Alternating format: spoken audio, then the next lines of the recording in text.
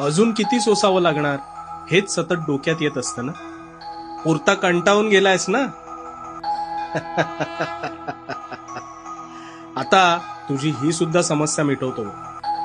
मी निव्वळ त्यांचीच प्रश्नपत्रिका कठीण काढतो जे त्या परीक्षेस पात्र असतात. त्यामुळे तुझी प्रश्नपत्रिका जर तुला कठीण जात असेल तर तू त्या जीवन परीक्षेस पात्र आहेस म्हणूनच. मला माहितीये तुला या वेदना असह्य होत आहे, पण त्यातून गेल्यावर तुझ्यासारखा कणखर सोशिक यापुढे कोणीच नसेल बघ.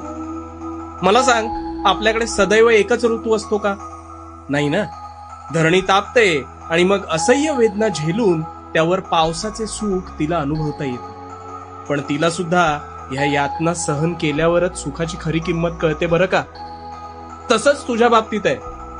तुझी ही सुद्धा वेळ सरून जाईल आणि लवकरच तुझा सुवर्ण